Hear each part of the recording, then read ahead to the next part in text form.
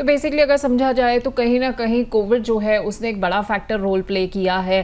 Tier 2 शहरों को जो है वो प्रॉपर्टी मार्केट के नक्शे पर उसने अच्छे से उभार दिया है। लेकिन अगर मैं बात करूं कि कई लोग जो होते हैं ना इन्वेस्टमेंट के लिहाज से भी सोचते हैं कि भाई चूंकि इन शहरों में अगर मेट्रो सिटीज़ की कंपैरेटिवली मैं बात करूं तो आज भी रेट्स जो हैं वो प्रॉपर्टी के कम हैं, चाहे उनमें बूम आया है पिछले साल के मुकाबले, लेकिन प्रॉपर्टी रेट जो है वो अभी भी मेट्रो सिटीज़ के मुकाबले कम है। लेकिन क्या रेंटल इनकम जो है वो बड़े शहरों की तरह स्टेडी हो रही है? क्या रेंटल इनकम जो है वो वहाँ पे उतनी अच्छी मिल रही है कि ये एक इन्वेस्टमेंट डेस्टिनेशन भी सारे शहर बन जाए? हो भी सकता है। जो 7-8 हजार रुपए मंथली रेंटल था, अब 17-18 हजार रुपए मंथली रेंटल इनकम हो गया है। बट बड़े सिटीज में तो 70,000 से 1.5 लाख तक बढ़ गया है। तो ये ज्यादा अफोर्डेबल सिटीज हैं और बहुत सारे लोग ऐसे हैं जो वहां पे आके रह के काम करना चाहेंगे, तो दे विल उनके लिए तो ये अट्रैक्टिव ही है या वहां का। तो मुझे लगता है वहां रेंटल इनकम प्रॉपर्टी रिटर्न्स थोड़ा सा बेटर हो गया है, रफली अबाउट 8-9% तक हो सकता है, and which is not bad. बड़े शहरों में आपको 2-3% का रिटर्न मिलता है।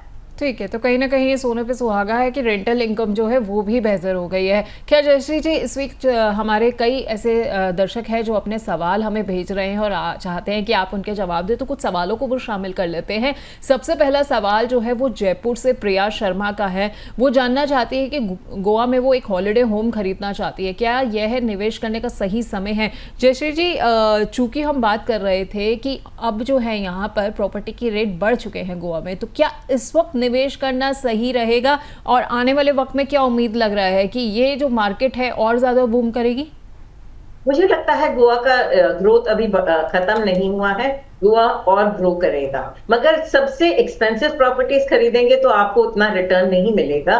तो थोड़ा सा अपना रिसर्च कीजिए, एयरपोर्ट, रेलवे स्टेशन और ट्रांसपोर्ट कनेक्टिविटी जहां बेहतर हो वहां पे कहीं खरीदेंगे तो फ्यूचर रिटर्न्स के प्रोस्पेक्ट्स हैं। मगर ये देखिए कि अगर आप बहुत एक्सपेंसिव प्रॉपर्टी खरीदेंगी तो आपको रिटर्न नहीं मिलेगा। तो मॉडरेटली प्राइस प्रॉपर्टी, मगर जो प्रॉपर्टी इन डिमांड है।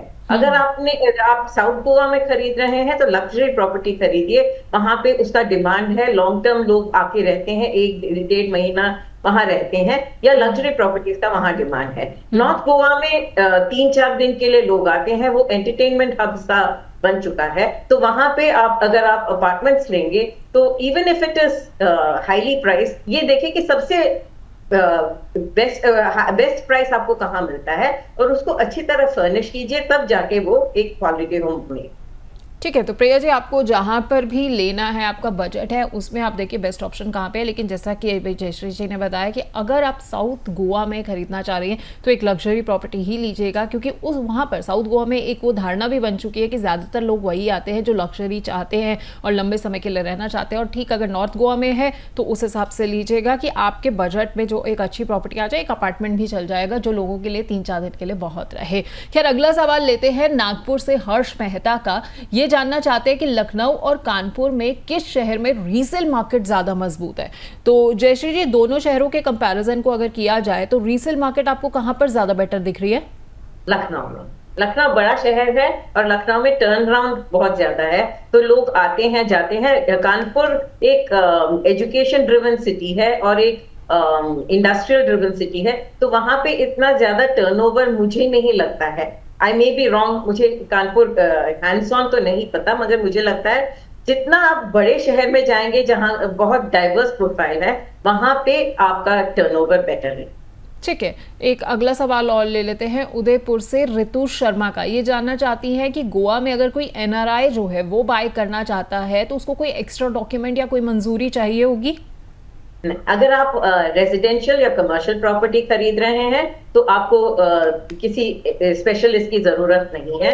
आप एग्रीकल्चरल या फार्म हाउसेस नहीं खरीद सकते, वो फेमा लॉस के अगेंस्ट है। मगर अगर आप रेजिडेंशियल या कमर्शियल प्रॉपर्टी खरीदे तो रेगुलर बैंकिंग चैनल्स के थ्रू, रेमिटेंसेस के थ्रू खरीद सकते हैं, या आपका एनआरओ एनआरई अकाउंट है उससे भी खरीद सकते हैं। मगर ये देखिए कि एक लोकल चार्टर्ड अकाउंटेंट को जरूर अपने पास रखें, अपने साथ रखें, क्योंकि वो आपको लोकल इसमें गाइड कर सकते हैं।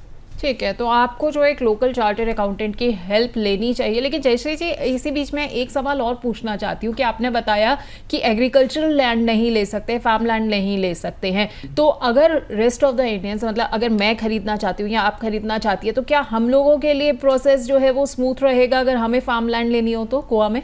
हाँ जी, रेजिडेंट डोमेस्टिक इंडियंस तो खरीद ही सकते हैं। एनआरआईज के लिए फेमा लॉज एप्लीकेबल है, और फेमा में आप एग्रीकल्चरल, फार्मलैंड और एक और कैटेगरी है एग्रीकल्चर के साथ ठीक। पर्टेनिंग, वो नहीं खरीद सकते।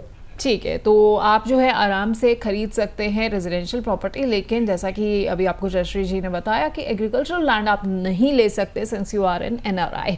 खैर, अगर आप भी अपने सवाल पूछना चाहते हैं, आप भी चाहते हैं कि आप हमारे शो में अपने सवाल पूछें और हमारे एक्सपर्ट आपके सवालों के जवाब दे, तो तरीका बिल्कुल आसान है। आप हमें सोशल मीडिया प्लेटफॉर्म्स के ज़रिए जो है हम भेज सकते हैं अपने सवाल। इसके अलावा आप चाहें तो अपने सवाल हमें व्हाट्सएप कर सकते हैं। स्क्रीन पर आपके सामने एक नंबर दिया गया है, आपको क्या करना है, व्हाट्सएप में सबसे पहले PROP लिखना है, उसके बाद अपना सवाल टाइप करना है स्पेस देकर, और उस सवाल को 934540279995, एक बार मैं फिर से नंबर रिपीट कर देती हूँ, 9354027995, इस नंबर पर अपना सवाल जो है भेज देना है।